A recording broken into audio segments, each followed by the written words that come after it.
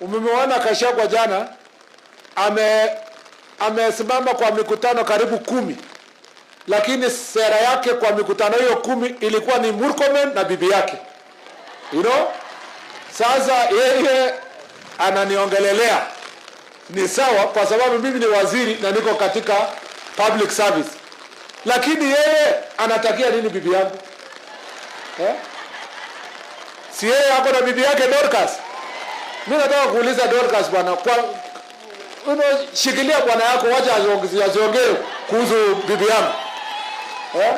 Kwani Gachagua amesikia bibi yangu akimwangalia kwa wapi? Lakini kwa mikutano 10 anasema tu Murkomen na bibi yake. Murkomen anatakia nini bibi yangu? Mzee wa miaka 60 na kitu atosheke na bibi yake bwana. Hawajali na kuongea kuhusu bibi yangu. Juzi nilisikia alikuwa anaongea kuhusu bibi ya mheshimiwa Wamumbi. Akatoka hapo akaongea kuhusu bibi ya Ruku. Sasa ameniamukia jana kuhusu bibi yangu.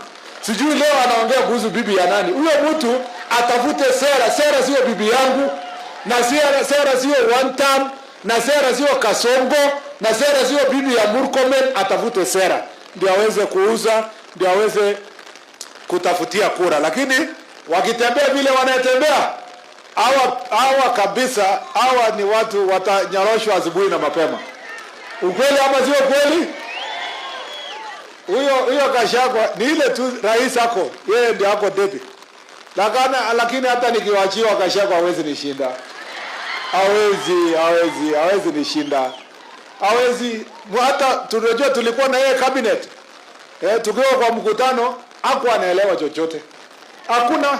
Sasa niliposema siku ile hakuwa anaelewa kuhusu kulima, ajui mambo ya development, ajui chochote, mlifikiria nilikuwa nadanganya. Kwa hii mwaka moja amezunguka Kenya akiomba kura. Huyo mtu mmeona yeye kweli? Mmeona yeye mtu hako na sera hata moja?